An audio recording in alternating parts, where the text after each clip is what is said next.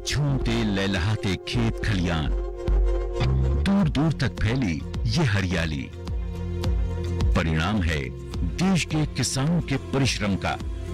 और कृषि के इस व्यवसाय को आगे बढ़ाने के लिए आज देश के युवा भी बढ़ चढ़कर हिस्सा ले रहे हैं। ऐसे ही एक युवा किसान हैं पंजाब के मोगा जिले के अमनदीप सिंह। अमनदीप ने अपनी पढ़ाई पूरी करने के बाद अपने पुश्तैनी खेतों को संभाला और आधुनिक तरीकों को इस्तेमाल मिलाकर अपने इस व्यवसाय की आमदनी को कई गुना बढ़ा दिया। 2008 में अमनदीप ने अपनी पढ़ाई पूरी की और अपने खेतों को पूरी तरह से संभाल लिया। पहले भी मैं थोड़ा बहुत जैसे ये खेती करते थे, जाते थे, वाई करते थे ट्रैक्टर पे, तो मैं जैसे चाह होता था कि मैंने चलाना, तो 2 घंटे 3 घंटे में चलाता था। मुझे इतना पता नहीं चलता था। अभी इनको देख के जैसे ये मोड़ते हुए दादाजी के टाइम पे वैसे मैं थोड़ी कोशिश करता, लेकिन वो मुझे बैठने नहीं देते होते थे उस टाइम पे। तो डैडी ने हंसते हंसते बताया ऐसे नहीं, ऐसे चलता है ट्रैक्टर। उसके बाद तो फिर जैसे वो सिस्टम चलता आ रहा है कि ये सारा ये काम वगैरह करना शुरू कर दिया, प्रॉपर वे से स्टार्ट कर दिया। पंजाब,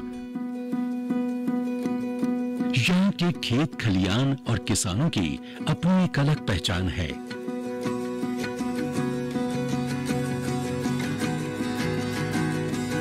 और उनसे जुड़ी सफलता की कई कहानियां हैं जो हर कदम दूसरों को प्रेरित करती हैं।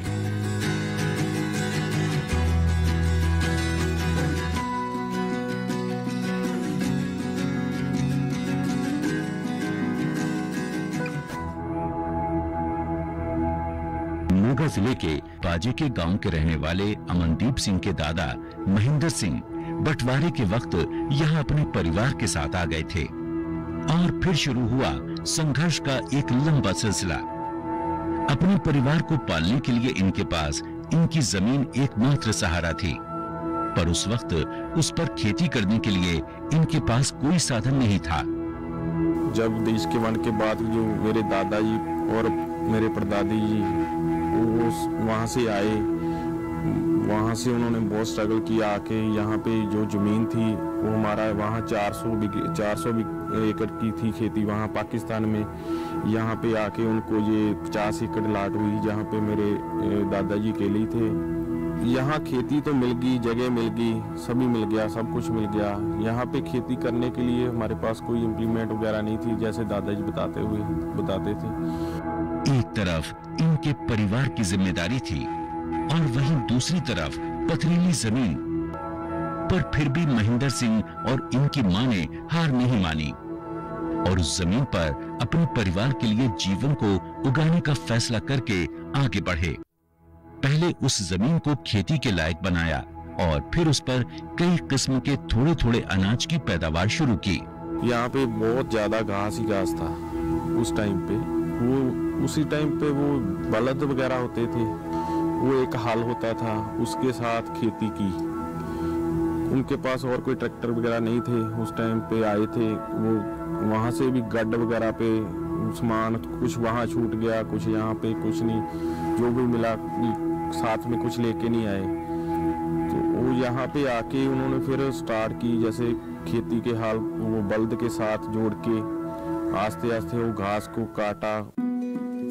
कई सालों के संघर्ष के बाद महेंद्र सिंह और उनकी मां ने अपनी जमीन को इस काबिल बना लिया कि उससे इनके परिवार का पालन पोषण अच्छी तरह से हो सके।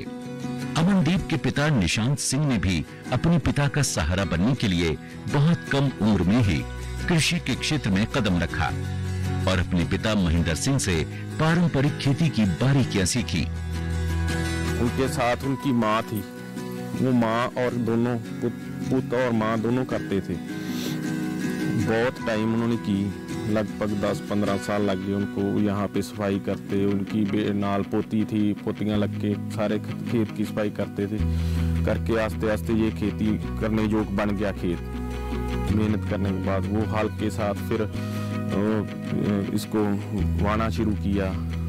और डेली सुबह उठते थे 3-3 बजे, उठ के वो खेती वाह के सुबह 10 बजे तक घर पे जाते थे। फिर उसके बाद खाना वगैरह खाते थे।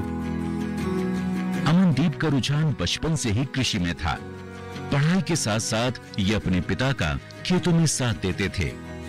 पढ़ाई खत्म करने के बाद ये खेती से पूरी तरह से जुड़ गए और अपने पूर्वजों के इस व्यवसाय को आगे बढ़ाने की मन में ठानी।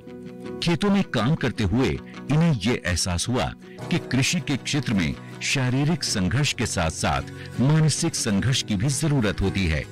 अमनदीप हमेशा ये महसूस किया करते थे कि खेतों में उनके पिता की मेहनत का उन्हें सही परिणाम नहीं मिल रहा है। तभी अमनदीप ने कृषि विभाग से कृषि संबंधित जानकारियां हासिल करना शुरू की। तभी इन्हें कई आधुनिक तरीकों के बारे में पता चला और इन्होंने उन्हें अपने खेतों में प्रयोग किया। जैसे खेती करनी है और इसके लिए इंफॉर्मेशन, जैसे मैं डॉक्टरों के साथ जुड़ा हुआ ना, मैं टाइम पे टाइम कराता हूँ। उस टाइम इनके पास नहीं था। मेरी 25 एकड़ में से ज़्यादा नहीं तो एक सीजन की फसल सिर्फ 2 लाख की होती थी। मेरे टाइम मैं देखता था ये करते थे तो कुछ भी नहीं होता था।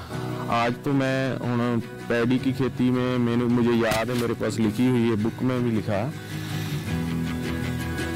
वो उसमें मैंने देखा है कि सिर्फ खेती ज़्यादा तो ज़्यादा जो सारी मेहनत करने के बाद 2-2.5 लाख की होती थी 25 एकड़ से।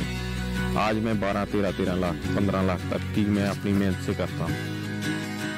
अमनदीप आज भी कृषि से संबंधित जितनी हो सके नई नई जानकारियां इकट्ठा करते हैं।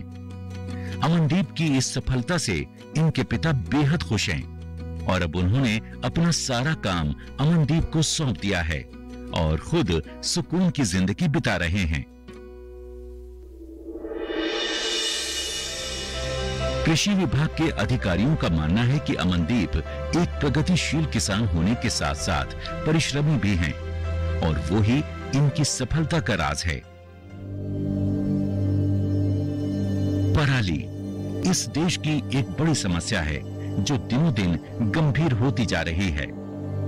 सरकार द्वारा कई तरह के उपाय और साधन मुहैया करने के बावजूद किसान पराली जलाने पर मजबूर हैं, बिना ये सोचे कि इसका जहरीला धुआं लोगों का जीवन कैसे खतरे की ओर बढ़ा रहा है।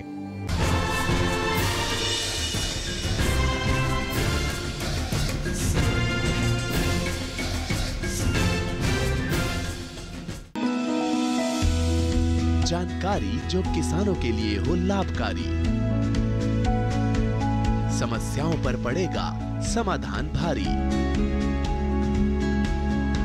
कृषि की हर बात का ख्याल, कब कैसे की जाए बेहतर देखभाल। जानिए विशेषज्ञों के साथ, देखिए खेत खलिहान, सोमवार से शुक्रवार सुबह 7 बजे डीडी किसान पर।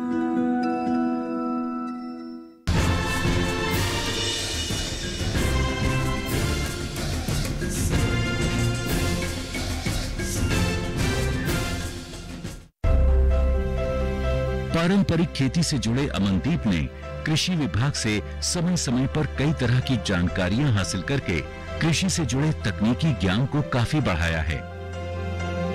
अमनदीप जैसे कई किसानों को पंजाब का कृषि विभाग कृषि के आधुनिक तरीकों और नई नीतियों से जोड़ने में लगा हुआ है। समय समय पर कृषि विभाग के अधिकारी इसी तरह किसानों से मिलकर उन्हें जागरूक करते हैं। अमनदीप एक प्रोग्रेसिव फार्मर है, तो काफ़ी अच्छा काम कृषि में कर रहा है। तो ये हमेशा जो डिपार्टमेंट एग्रीकल्चर है उसकी टेक्निकल नॉलेज जो देता है वो उसको हासिल करके वो अपनी तकनीक से खेती कर रहा है। जब फसल लगाते हैं तो उसके पहले ये सोचता है भी हम कौन सी वैरायटी लगाएं, जिससे जैसे अब समा है पीली कूंगी जिसको येलो रस्ट बोलते हैं, सो उसके लिए बहुत सारी जो वैरायटीज़ हैं वो रजिस्टर्ड है। सभी तरह की ये तकनीकी जानकारी जो हमारा कृषि विभाग है इन सभी किसानों को देता है। कृषि विभाग के अधिकारियों का मानना है कि अमनदीप एक प्रगतिशील किसान होने के साथ साथ परिश्रमी भी हैं और वो ही इनकी सफलता का राज है। अमनदीप अपने खेतों में अच्छी पैदावार के लिए दूसरों पर निर्भर न होकर खुद ही मेहनत करते हैं। अमनदीप अपने खेतों में किसी भी तरह के बीज डालने से पहले कृषि विभाग से संपर्क करते हैं ताकि आगे चलकर उन्हें कोई नुकसान न उठाना पड़े। अमनदीप की सफलता को देखकर आसपास के किसान भी इन्हीं के नक्शे कदम पर चल रहे हैं। कृषि विभाग इनके इस प्रयास की सराहना करता है और किसानों को हर तरह की जानकारी देने के लिए अग्रसर रहता है। अमनदीप है ये आप खुद अपनी मेहनत करता है खेत में, तो इसका कोई भी लेबर नहीं, जो एक ये बहुत बड़ी इनकी खासियत है। तभी इसकी आमदन है जो दूसरे किसानों के मुकाबले में इसकी ज़्यादा है। इसके पास काफ़ी किसान आते हैं जानकारी लेने के लिए भी, खेती में कौन सा वैरायटी गेहूं में और चावल में, और दूसरी कैसे हम प्रोटेक्टेड कल्टीवेशन है, दूसरा पॉली हाउस में जैसे करते हैं। पराली इस देश की एक बड़ी समस्या है जो दिनों दिन गंभीर होती जा रही है। सरकार द्वारा कई तरह के उपाय और साधन मुहैया करने के बावजूद किसान पराली जलाने पर मजबूर हैं, बिना ये सोचे कि इसका जहरीला धुआं लोगों का जीवन कैसे खतरे की ओर बढ़ा रहा है। पर कई किसान ऐसे भी हैं जो अपनी जिम्मेदारी को समझते हैं और अपने खेतों में बचने वाली पराली को जलाते नहीं। कई एकड़ जमीन पर खेती कर रहे अमनदीप सिंह ने कभी अपनी पराली को गैर जिम्मेदाराना तरीके से जलाया नहीं, क्योंकि इन्हें इस खतरे का एहसास है। पहले तो कटर से वो इकट्ठी करते हैं पराली इकट्ठी करके उसकी लाइनें बनाई जाती है। वो बेलर होता है, बेलर के ट्रैक्टर द्वारा चलता है, पीटीओ के ऊपर वो चलने के बाद उसकी वो गठियाँ निकलती है, पिछली साइड से छोटी छोटी गठियाँ निकलती है। उसको इकट्ठा करके बांध के वो खेत सारा साफ होता जाता है। साफ होने के बाद वो पराली इकट्ठी होके उसकी गांठें बांध के खेत में रख देते हैं। फिर उसको उठा के लेबर से उसी किसी खुले जगह पे, जैसे आजकल से गवर्नमेंट ने वो प्लांट लगाए हुए हैं जहाँ पे वो जलाने के काम आती है, फैक्ट्रियाँ वगैरह लगाई हैं, उसका वो गवर्नमेंट 2000 रुपया भी देती है। अमनदीप की सफलता को देखकर आसपास के दूसरे किसान इनसे समय समय पर कृषि संबंधित जानकारियां लेने आते हैं और इन्हें जागरूक कर अमनदीप को भी काफी प्रसन्नता होती है। अमनदीप एक युवा किसान है और ये सरकार की तरह तरह के कृषि से संबंधित नीतियों से अच्छी तरह से वाकिफ हैं। अमनदीप चाहते हैं कि देश के युवा आधुनिक खेती से जुड़कर कृषि को आगे बढ़ाएं और कृषि के क्षेत्र में देश का नाम रोशन करें।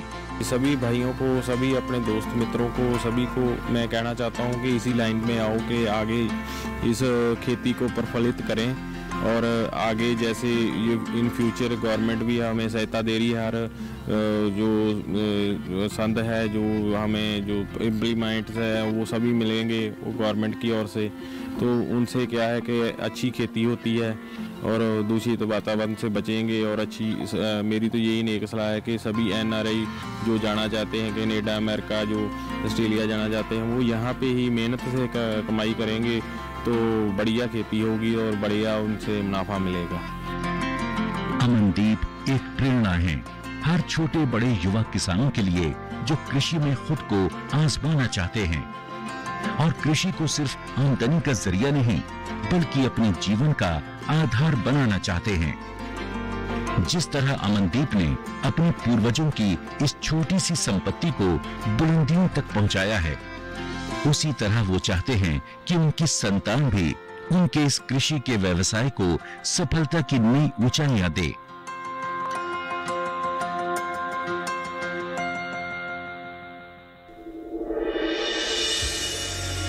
ब्राह्मी एक औषधीय पौधा है जिससे कई तरह की दवाइयां बनती हैं। इसका पौधा बढ़ता रहता है जिसे एक साल में लगभग 4 बार काट कर बेच दिया जाता है ताकि इसे सुखाकर इसका पाउडर बनाया जा सके। दयाल सिंह द्वारा की गई कृषि के क्षेत्र में इस पहल को सरकार द्वारा बढ़ावा दिया जाएगा। सरकार दूसरे किसानों को प्रेरित करेगी कि वो इस तरह की खेती को अपनाकर अपनी आमदनी बढ़ा सकते हैं। अगर विशेषज्ञों की माने तो इस तरह की खेती हाइड्रोपोनिक तकनीक के साथ की जाए तो किसानों की आमदनी भी बढ़ेगी और साथ ही आसपास की पानी की समस्या भी कम होगी।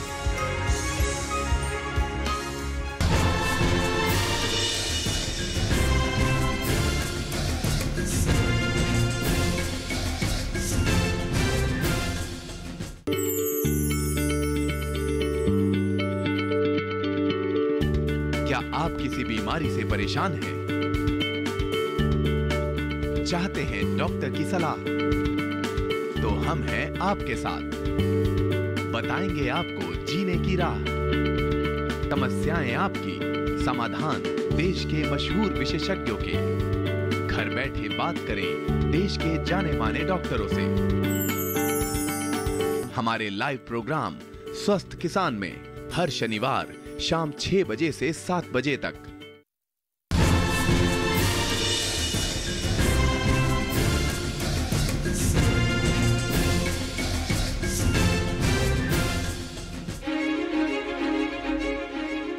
जिस तरह अमनदीप का रुझान कृषि की तरफ है और जिस तरह इन्होंने नई तकनीकों का इस्तेमाल करके अपनी पारंपरिक खेती को आगे बढ़ाया है, उसी तरह मोगा जिले में कई और किसान हैं जो नई तरह की खेती कर रहे हैं। ऐसे ही एक किसान हैं दयाल सिंह, जो पिछले 1 साल से कृषि विभाग की मदद से ब्राह्मी की खेती सफलतापूर्वक कर रहे हैं। दयाल सिंह कई और तरह की खेती भी करते हैं, पर ब्राह्मी से उन्हें अच्छा मुनाफा मिल रहा है। 2 साल टमाटर लगाए हमने। पहले साल से नेक्स्ट ईयर 2 साल में सारे क्रॉप्स में नहीं लगाए, आधी से ज़्यादा थोड़ा 7500 के करीब हमने पहले साल दूसरे साल में उससे निकाला। जो अब ब्रह्मी है इसका ये फर्स्ट ईयर है, इसमें अबाउट 1.5 लाख रुपया के करीब हम निकाल चुके हैं। ब्राह्मी एक औषधीय पौधा है जिससे कई तरह की दवाइयां बनती हैं। इसका पौधा बढ़ता रहता है, जिसे 1 साल में लगभग 4 बार काटकर बेच दिया जाता है ताकि इसे सुखाकर इसका पाउडर बनाया जा सके। दयाल सिंह का मानना है कि ये आम ब्राह्मी से कई गुना बेहतर है। 1 साल में 4 बार तकरीबन कटिंग हो सकती है, जिसको सुखाकर उसका पाउडर बनाकर ये तैयार किया जाता है कैप्सूल, जो मार्केट में जाता है। और इसकी बाकायदा टेस्टिंग हुई है। जो आम ब्राह्मी है फील्ड में उससे अबाउट 10 टाइम्स इसकी स्ट्रेंथ बढ़ है। ये दोबारा इसको नहीं लगाना पड़ता, इसकी कटिंग के बाद दोबारा ही ये फिर हो 3 बहार के भीतर हो जाती है। मोगा पंजाब का एक ऐसा इलाका है जहां जमीन के पानी का स्तर दिनों दिन घटता जा रहा है और ऐसे में खेती के लिए पानी का इस्तेमाल बड़ी ही सावधानी से करना आवश्यक है। इसी बात को ध्यान में रखकर यहां ब्राह्मी की खेती हाइड्रोपोनिक तकनीक से की जा रही है। इस तकनीक के इस्तेमाल से पानी का दुरुपयोग बिल्कुल नहीं होता। किसान को बेहतर पैदावार मिलती है और उसकी आमदनी भी बढ़ती है। जैसे पानी की बात की है, वैसे दिन ब दिन पॉपुलेशन बढ़ती जा रही है और स्पेस हमारी ज़मीन भी करती जा रही है। और सब हाइड्रोपोनिक टेक्निक्स दे नाल जेकर ये कल्टीवेशन होती है तो वो प्रॉब्लम भी हल होती है। आगे फार्मर को 3 गुना ज़्यादा इनकम भी होती है। उससे बेहतर बात ये भी है कि इस तकनीक दे नाल क्वालिटी जिहड़ी है वो बहुत ज़्यादा इंप्रूव होती है। सो अल्टीमेट जिहड़ी है किसान दी इनकम दे विच बढ़ोतरी होएगी। दयाल सिंह द्वारा की गई कृषि के क्षेत्र में इस पहल को सरकार द्वारा बढ़ावा दिया जाएगा। सरकार दूसरे किसानों को प्रेरित करेगी कि वो इस तरह की खेती को अपनाकर अपनी आमदनी बढ़ा सकते हैं। इसके लिए जगह जगह जागरूकता शिविर लगाने पर सरकार द्वारा विचार किया जा रहा है। इतना ही नहीं, इसमें सब्सिडी के प्रावधान पर भी सरकार का जोर रहेगा। हमने इसको आगे प्रमोट करने के लिए कुछ कैंप्स वगैरह यहाँ लगाने की प्रोग्राम बनाई है और ज़िले के डिप्टी कमिश्नर उनको भी हमने रिक्वेस्ट की है और उन्होंने भी हमको विश्वास दिलाया कि एस्पिरेशनल डिस्ट्रिक्ट होने करके इसको हम कंसेशन सब्सिडी या और भी इसको आगे ले जाने की कोशिश करेंगे। अगर विशेषज्ञों की माने तो इस तरह की खेती हाइड्रोपोनिक तकनीक के साथ की जाए तो किसानों की आमदनी भी बढ़ेगी और साथ ही आसपास की पानी की समस्या भी कम होगी। हाइड्रोपोनिक की इस तकनीक को सरकार द्वारा 1 एकड़ में लगाने की योजना है, जिसमें ब्राह्मी के साथ साथ दूसरी तरह की सब्जियां और फलों की पैदावार भी की जाएगी। यहाँ आकर हमने देखा है कि 0% जी है वो वेस्टेज नहीं, 100% जड़ा हैगा वो सेविंग हो रही है। जितना का पानी पौधे को चाहिए उतना ही कंजम्पशन हो रही है और इसको पानी के मुद्दे को लेके सेंट्रल गवर्नमेंट स्टेट गवर्नमेंट गंभीर है। दूसरा, यहाँ जो फार्मर है वो अच्छी आमदन ले रहे हैं और यही 1 कनाल का जो प्रोजेक्ट हमने लगाया है इसको नेक्स्ट ईयर ਅਸੀਂ 1 एकड़ में लगाने जा रहे हैं। हाइड्रोपोनिक तकनीक से खेती कर रहे दयाल सिंह इस ब्राह्मी से खुद ही दवाइयां तैयार करते हैं। एक बेड की कटिंग करके अबाउट 25 किलो के करीब होती है। उसको धूप में नहीं, छांव में सुखाना होता है। सुखाकर उसको पीस कर फिर वो कैप्सूल उसके बनता है जो मार्केट में जाता है और बाकायदा वो टेस्टेड है और उसके जो दवाई है जो उसके जो असर हैं ब्रेन के लिए, दिमाग के लिए बहुत अच्छे हैं। जैसे माइग्रेन हो, जैसे याददाश्त की कमी हो या अपना डिप्रेशन हो। अमनदीप और दयाल सिंह ऐसे प्रगतिशील किसान हैं जिन्होंने कृषि के क्षेत्र में नई तकनीक की मदद से अपनी एक पहचान बनाई है, जिनका जीवन प्रेरणा और आविष्कारों से भरा हुआ है जो दूसरे किसानों को भी आगे बढ़ने के लिए प्रेरित करता है।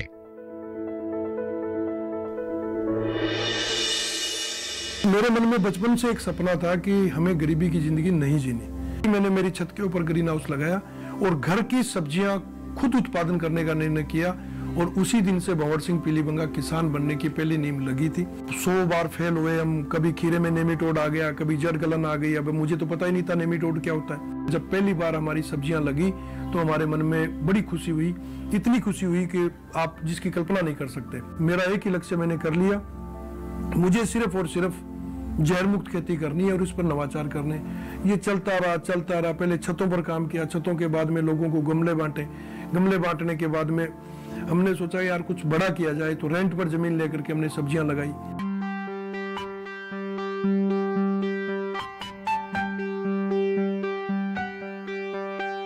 ख्वाहिशे दरिया दरिया और हौसला है समंदर, जिन्हें पंखों की परवाह नहीं वो उड़ान इनके अंदर। ये है मस्त कलंदर, मस्त कलंदर, मस्त कलंदर, मस्त कलंदर, मस्त कलंदर, मस्त कलंदर, मस्त कलंदर।